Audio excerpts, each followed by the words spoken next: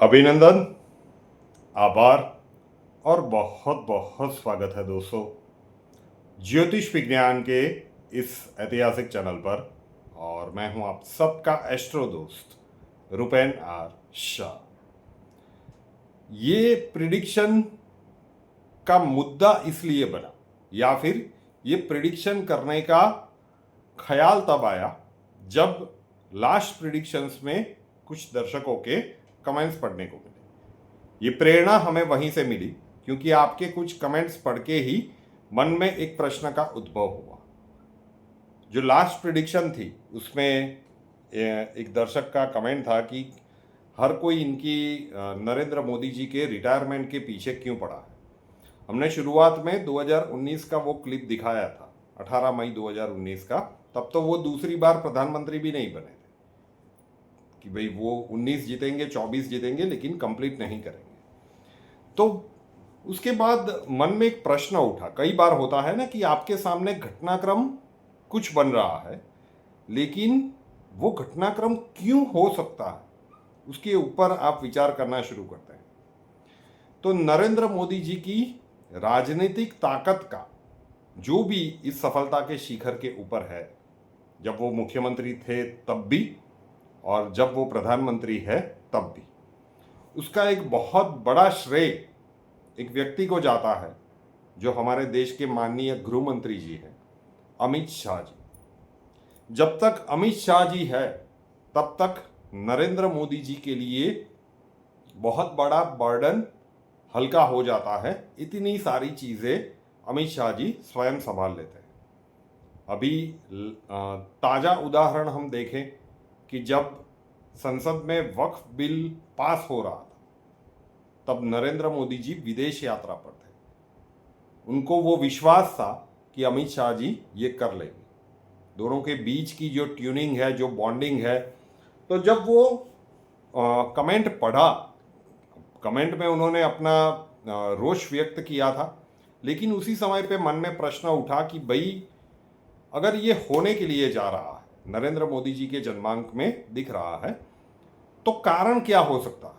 कारण ये हो सकता है कि उनका जो मजबूत आधार स्तंभ है वो कहीं हिल डुल नहीं रहा है।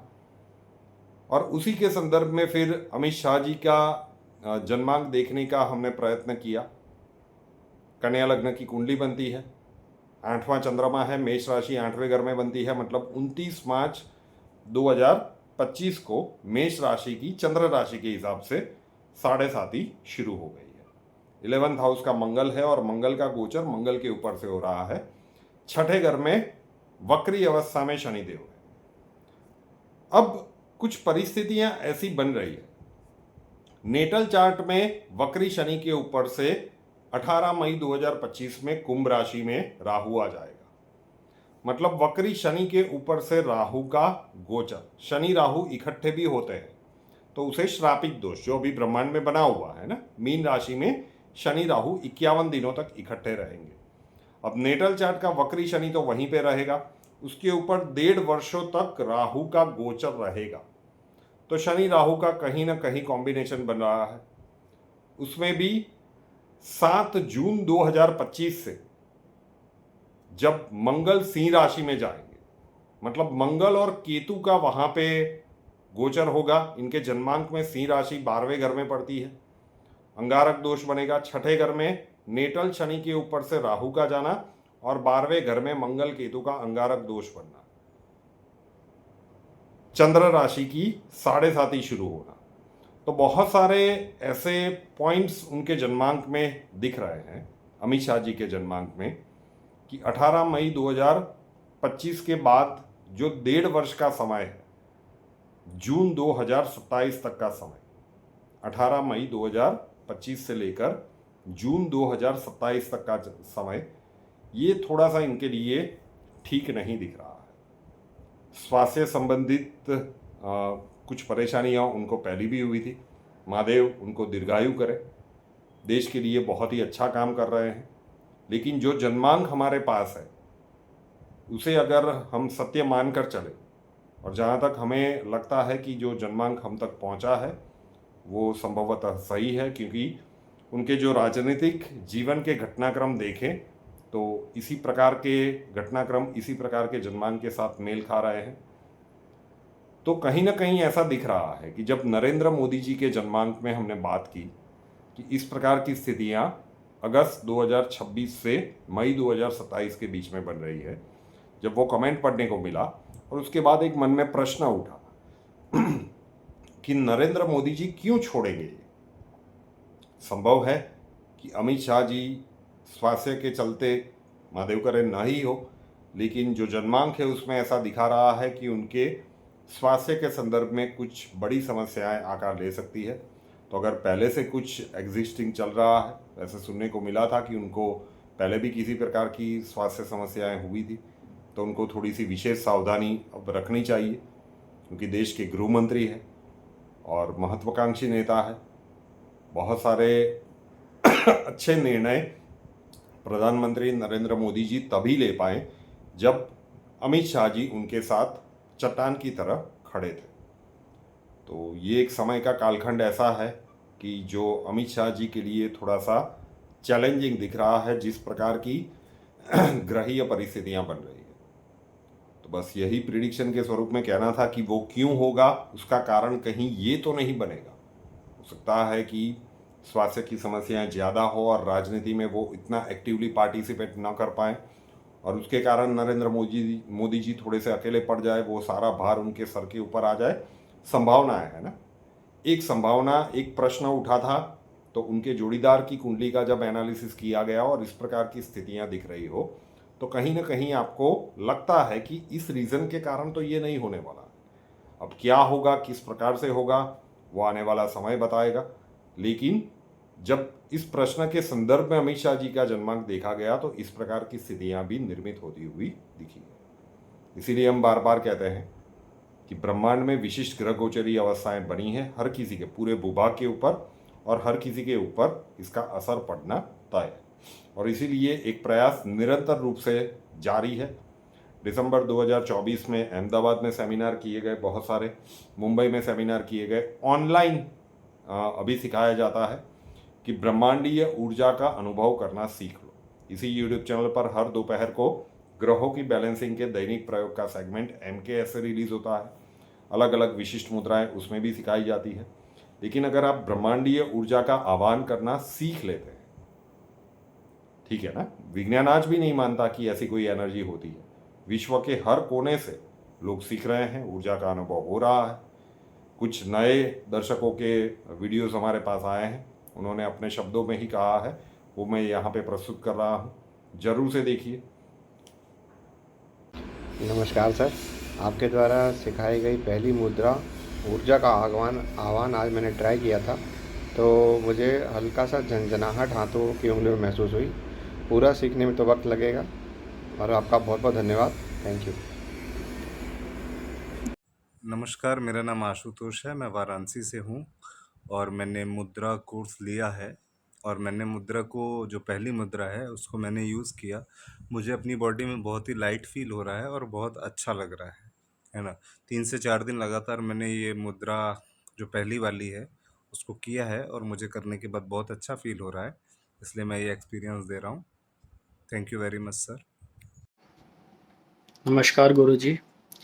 पहली मुद्रा जो है वो किया आज 2 बार, अभी रात को किया है। अच्छा है, हाथों में झंझनाहट फ़ील हुई है और अभी शुरुआत है और आज ही आपका ये बैच भी बुक किया है, तो आज पहला दिन था, अच्छा लगा। अब आगे भी जो भी करना होगा बताइएगा, मैं फ़ॉलो करूँगा और अभी तो शुरुआत है, तो कोशिश कर रहा हूँ अच्छे से करने की। बहुत-बहुत शुक्रिया जी, बहुत-बहुत धन्यवाद। प्रणाम गुरुजी, बहुत मज़ा आया। ये पहला अनुभव था और जैसे आपने इंस्ट्रक्शन दिया वैसे ही हाथ कान के पास में से ऊपर रख के इनवाइट किए ब्रह्मांडीय ऊर्जा को अपने शरीर में फ्लो करने के लिए। बहुत ही मज़ा आया। I felt bit of vibration. I was feeling like a ball between the two hands and wonderful experience. Thank you. ભૂપેનજી, હું એક જ્યોતિષ હતી. મારી 2014માં છોડી દીધી. મારી ઉંમર 69 વર્ષની છે. આમાં તમારી મુદ્રાઓ કરી તેનો લાભ પણ થયો અને શરૂઆતમાં જ મને હાથમાં જણજણાટી આવી, પછી કાયમ રહી અને અને પછી પેટ સાફ આવ્યું. આ મુદ્રાઓ બહુ જ ઉપયોગી છે. તમને ઘણું બધું પુણ્ય મળશે. नमस्ते रूपेन जी, मैं मनमोहन कौर फ्रॉम मोहाली। सर, मैं आपकी ऑनलाइन मुद्रा सेशन की स्टूडेंट हूँ और आपके वीडियोस को नेक्स्ट टू नेक्स्ट फॉलो कर रही हूँ। मैं अभी तक 2 वीडियो फॉलो कर चुकी हूँ और दूसरे वीडियो में जो चक्र मूवमेंट महसूस करनी थी उसे मैंने महसूस किया और वो बहुत अमेजिंग था, क्योंकि जो सोच नहीं सकते वो हुआ है। मैंने उन चक्रास की उन सर्कल्स को पूरी तरह महसूस किया और वो बहुत पावरफुल थे, इतनी दूर से। Amazing, that was amazing sir. और सर, उसके लिए बहुत बहुत बहुत शुक्रिया, तहे दिल से शुक्रिया सर। और मैं बहुत खुश हूँ कि आप मेरी ज़िंदगी में टीचर की तरह आए। सर, थैंक्स वंस अगेन, शुक्रिया सर। ડિયર સર, ખૂબ ખૂબ આભાર તમારો કે તમે આ મુદ્રાનો બેચ રાખ્યો અને આશા કરું છું કે હજી પણ તમે આગળ આવા ઘણા સારા કોર્સ રાખશો જેમાં અમને ઘણું નોલેજ મળે. મેં 15 ડિસેમ્બરનો આ બેચ અટેન્ડ કર્યો હતો અને ઉર્જાનો ખૂબ સરસ અનુભવ કર્યો. લોકોને જે ખબર નથી કે તમે જે આપો છો એ કેટલું ઇમ્પોર્ટન્ટ છે, કેટલું સરસ છે જ્ઞાન. પણ શું છે કે યુટ્યુબમાં ખાલી ફ્રીમાં મળે છે એટલે લોકો આજે કર્યું કાલે ન કર્યું, ઠીક છે, એ રીતે ચાલ્યા કરે છે. પણ મેં પ્રત્યક્ષ અનુભવ કર્યો છે કે કોઈકે કંઈક મને શીખવાડ્યું હોય અને પછી જ્યારે તમારું એ ડિટેલમાં મને ખબર પડે તો મને ખબર પડે કે વાવ, આ કેટલું સરસ જ્ઞાન મને પૂરું મળ્યું અને તમે એ એફર્ટ કરી રહ્યા છો. તો મને તો એનો ખૂબ જ સરસ અનુભવ છે અને હું તમારી ઘણી બધી એ ડેલી રૂટીનમાં બધું ફોલોઅપમાં લઉં છું અને મને ખૂબ મજા આવે છે.